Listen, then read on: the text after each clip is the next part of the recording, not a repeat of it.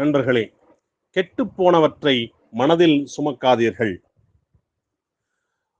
நண்பர்களே, ஒரு துறவி இருந்தார்.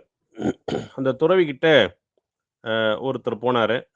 போயிட்டு அவருடைய பிரச்சனைகள்லாம் அவர் சொன்னாரு. "என்ன பிரச்சனைகள்?" அப்படின்னும்போது, "என்ன வந்து நெறைய பேர் ஏமாத்திட்டாங்க குருவே. எனக்கு வந்து நெறைய துரோகம் பண்ணிட்டாங்க. எனக்கு வந்து முதுகுல குத்திட்டாங்க. என்னுடைய பணத்த ஏமாத்திட்டாங்க. என்ன வந்து நெறைய தவறான வார்த்தைகள திட்டிட்டாங்க." எல்லாத்தையும் அவர் சொன்னாரு.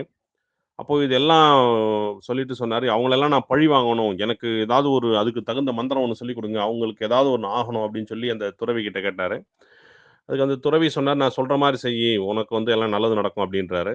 "என்ன?" அப்படின்னு கேட்ட உடனே, ஒரு கோணிப்பை. அது அந்த கோணிப்பை ஃபுல்லா வந்து உருளைக்கிழங்கு அவர்ட்ட குடுக்குறார். "இந்த கோணிப்பை ஃபுல்லா உருளைக்கிழங்கு இருக்கு. இந்த உருளைக்கிழங்குல உங்க உனக்கு யார் யாரெல்லாம் துரோகம் பண்ணாங்களோ, அவங்க ஒருத்தர் பேரையும் ஒரு ஒரு உருளைக்கிழங்குல எழுதுன்னாரு." அவரு மேக்ஸிமம் எல்லாம் எழுதுனாரு. ஒரு ஆணி மூலமா ஒரு உருளைக்கிழங்குலயும் ஒருத்தர் பேர். அவருக்கு யார் யார் என்னென்ன துரோகம் பண்ணாங்களோ, அவங்க பேர்லாம் எழுதிட்டாரு. அப்ப அந்த ஆணில பேர் எழுதின உருளைக்கிழங்கெல்லாம் அந்த மூட்டையில போட்டு தூக்கிக்க அப்டின்னாரு. இப்ப சொன்னாரு, "இனி இனி எங்க போனாலும், உன்ன யாராவது பழி வாங்கணும்னு நெனச்சாங்கன்னா, உன்ன திட்டுனாங்கன்னா, உன்ன ஏமாத்துனாங்கன்னா, அங்க புதுசா ஒரு உருளைக்கிழங்கு எடுத்து, அதுல அவங்க பேர் எழுதி இந்த மூட்டையில போட்டு தூக்கிக்கங்க.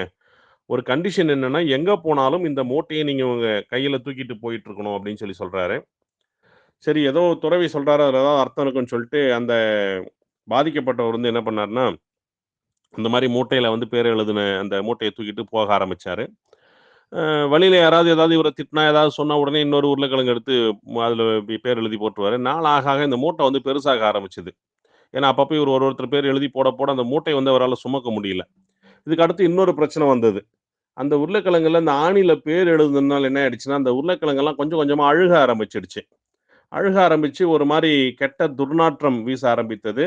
இப்ப வந்து அவரு அந்த மூட்டைய எங்க போனாலும் தூக்கிட்டு போணும் துறவி சொன்னதுனால எங்க போனாலும் தூக்கிட்டு போயிட்டு இருந்தாரு. இப்ப இவர பார்த்த உடனே என் நண்பர்கள்லாம் கொஞ்சம் தள்ளி நிக்க ஆரம்பிச்சாங்க. இவர் இந்த மூட்டையோட வரதுனால துர்நாற்றம் வருதுன்னு சொல்லி.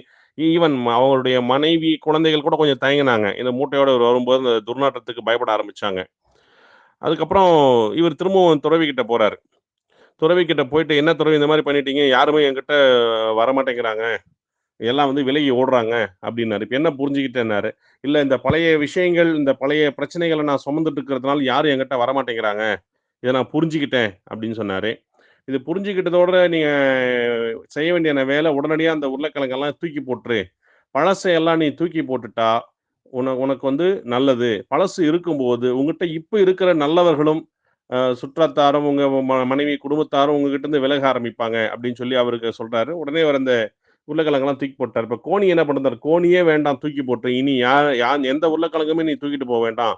அப்படின்னு சொன்னோனே, அதே போல அந்த நபர் அது எல்லாம் பழைய பிரச்சனைகள்லாம் தூக்கி போட்டு, "இன்று புதிதாய் பிறப்போம்." அப்படிங்கிற மாரி புதிய விஷயங்கள்ல கவனம் செலுத்த ஆரம்பிச்சாரு. அதுக்கப்புறம் அவருக்கு வந்து பழைய பிரச்சனைகள்லாம் மறந்து வாழ்க்கையில முன்னேறுவதற்கான வாய்ப்புகள் கிடைத்தது.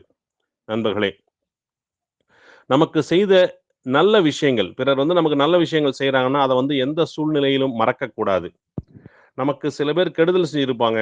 அந்த மாரி கெட்ட விஷயங்கள செய்தவர்கள், அப்படி ஏதாவது செஞ்சிருந்தாங்கன்னா, அத வந்து உடனடியாக மறந்து விட வேண்டும். இது வந்து நம்முடைய நல்லதற்காக, நம்முடைய வளர்ச்சிக்காக, நம்முடைய நேர்மறை எண்ணங்களை மேம்படுத்த, நம்முடைய ஆழ்மனதை பலப்படுத்த இது உதவும். நண்பர்களே, எனக்கு மிகவும் தெரிந்த ஒரு நபர், எனக்கு பிடித்த ஒரு நபரும் கூட, நம்ம இந்த WhatsApp குரூப்ல ட்ரெய்னிங் பண்ணிட்டு இருக்கோம். இதுல வந்து உன்னால் முடியும் குரூப்பினுடைய அட்மின் திருப்பதி அவர்கள்.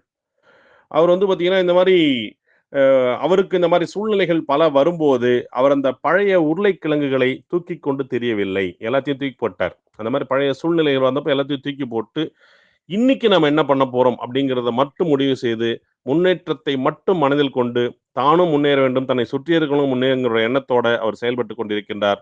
அதைப்போல நாம் ஒவ்வொருவரும் செயல்படும்போது, நம்முடைய எண்ணங்கள் நேர்மறை ஆற்றலை அதிகரித்துக் கொள்ளும். நம்முடைய ஆழ்மனம் சக்தி பெறும். எனவே, நல்ல விஷயங்களை மனதில் இருத்திக் கொள்வோம்.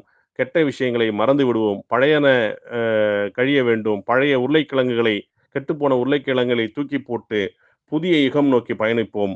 வாழ்த்துக்கள். நன்றி.